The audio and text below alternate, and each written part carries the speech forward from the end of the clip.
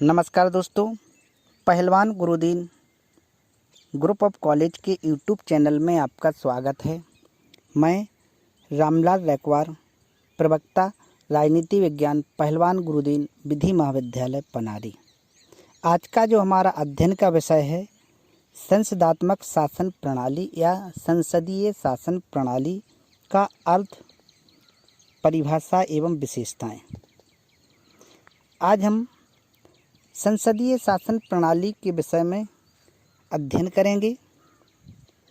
संसदात्मक शासन में देश की वास्तविक कार्यपालिका मंत्रिपरिषद में होती है और मंत्रिपरिषद पर देश की संसद का नियंत्रण रहता है। देश का वैधानिक प्रधान नाम मात्र का होता है, उसे कार्यपालिका संबंधी समस्त अधिकार प्राप्त होते हैं, परंतु वह उनका प्रयोग नहीं करता, जैसे हमारे देश का राष्ट्रपति।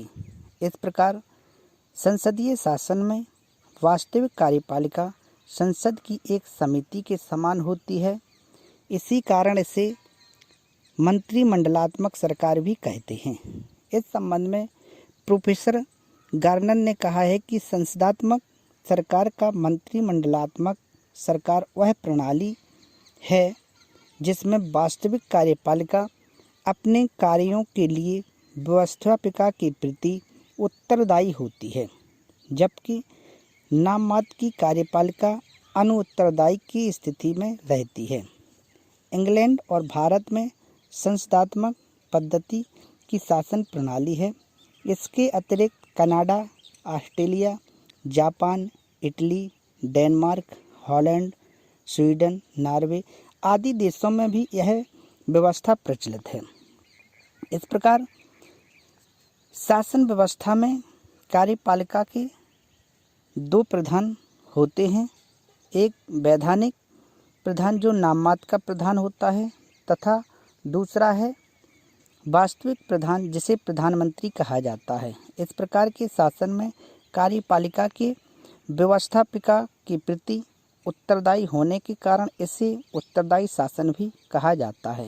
इसके संबंध में डॉक्टर अंबेडकर ने कहा था कि संसदात्मक व्यवस्था शासन के सामयिक मूल्यांकन के साथ साथ दिन प्रतिदिन के मूल्यांकन का भी अवसर प्रदान करती है।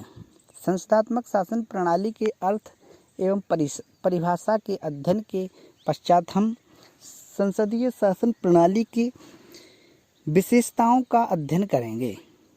संसदीय शासन प्रणाली में जो मुख्य लक्षण पाए जाते हैं, लक्षण या विशेषताओं का विस्तृत अध्ययन करेंगे। इसका जो पहला लक्षण है कार्यपालिका के दो प्रधान। इसमें संसदात्मक शासन में राज्य का प्रधान नाम मात्र का होता है। शासन के सारे काम उसी के नाम से किए जाते हैं, पर वास्तविक कार्यपालिका शक्ति परिषद के हाथों में होती है।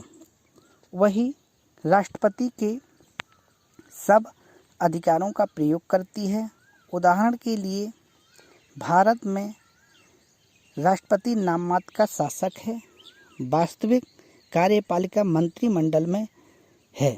राष्ट्रपति के कार्यों का संपादन मंत्रिमंडल ही करता है। संसदीय शासन प्रणाली की जो दूसरी विशेषता या लक्षण है विधानसभा और कार्यपालिका में घनिष्ठ संबंध। संसदीय शासन में कार्यपालिका व व्यवस्थापिका एक दूसरे से घनिष्ठ रूप से संबद्ध होते हैं। कार्यपालिका अर्थात मंत्रिपरिषद की नियुक्ति व्यवस्थापिका के सदस्यों से होती है और कार्यपालिका उसकी नीति व कार्यों के लिए व्यवस्थापिका के प्रति उत्तरदायी रहती है। कार्यपालिका के सदस्य मंत्रीगण तभी तक अपने पद पर रह सकते हैं जब तक उन्हें व्यवस्थापिका का विश्वास प्राप्त रहता है। इस प्रकार संसदीय प्रणाली में कार्यपालिका और व्यवस्थापिका मिलकर काम करते हैं। संसदीय शासन प्रणाली का जो तीसरा लक्षण है प्रधानमंत्री का नेतृत्व। जिस राजनीतिक दल का विधानमंडल या संसद के निम्न सदन में बहुमत होता है, उस दल के नेता को प्रधानमंत्री नियुक्त किया जाता है। प्रधानमंत्री ही मंत्रिमंडल का सर्वेसर्वा होता है। वह अन्य सभी मंत्रियों के मध्य सामंजस्य स्थापित करता है। उसकी मंत्रिमंडल में स्थिति अत्यंत महत्वपूर्ण होती है। संसदीय शासन प्रणाली की जो अगली विशेषता है, मंत्रिमंडल का कार्यकाल अनिश्चित।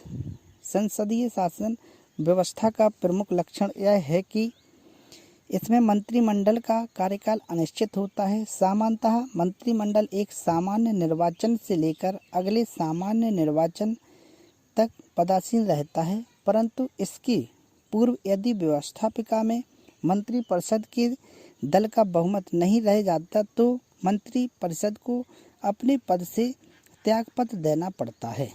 संसद का निम्न सदन इसे अविश्वास के प्रस्ताव से किसी समय अपदस्थ कर सकता है। इसी दृष्टि से इस संबंध में लीकॉक ने कहा है कि संसदीय शासन प्रणाली में वास्तविक कार्यपालिका की अवधि व्यवस्थापिका की इच्छा पर निर्भर करती है। संसदीय शासन प्रणाली की जो अगली विशेषता है, मंत्रिमंडल व्यवस्थापिका के प्रति उत्तरदायी। संसदात्मक शासन प्रणाली में वास्तविक कार्यपालिका मंत्रिमंडल व्यवस्थापिका के निम्न सदन के प्रति उत्तरदायी होती है। यह सदन मंत्रिपरिषद पर नियंत्रण रखता है और उससे अपनी इच्छानुसार कार्य करवाता है। मंत्रिपरिषद अपने पद पर तब तक रह सकता है जब तक उसे इसका विश्वास एवं समर्थन प्राप्त है। संसदीय शासन प्रणाली के जो अगला लक्षण है, मंत्रिमंडल का सामूहिक उत्तरदायित्व। इसमें मंत्रिमंडल सामूहिक उत्तरदायित्व के अनुसार कार्य करता है। प्रत्येक मंत्री अन्य सभी मंत्रियों की नीति के लिए उत्तरदायी होता है। एक मंत्री की नीति या घोषणा सारे मंत्रिमंडल की घोषणा मानी जाती है।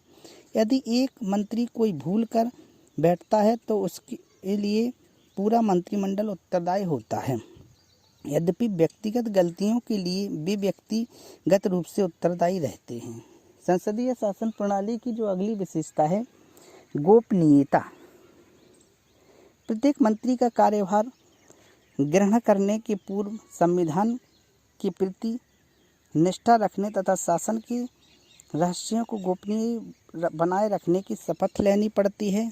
अतः इस प्रकार के शासन में गोपनीयता मंत्रिमंडल की एक विशेषता है। अतः इस संबंध में हम कह सकते हैं कि संसदात्मक शासन प्रणाली मूल रूप से समन्वय तथा उत्तरदायित्व के सिद्धांतों पर आधारित है।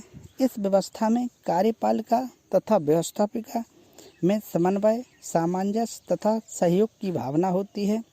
इसके अतिरिक्त कार्यपालिका अपने समस्त कार्यों के प्रति व्यवस्थापिका के प्रति उत्तरदायी भी होती है। अतः आज का जो हमारा अध्ययन का विषय था संसदीय शासन प्रणाली, तो इसके अंतर्गत हमने संसदीय शासन प्रणाली का अर्थ, परिभाषा एवं उसकी जो प्रमुख विशेषताएं उनका विस्तृत अध्ययन किया। धन्यवाद।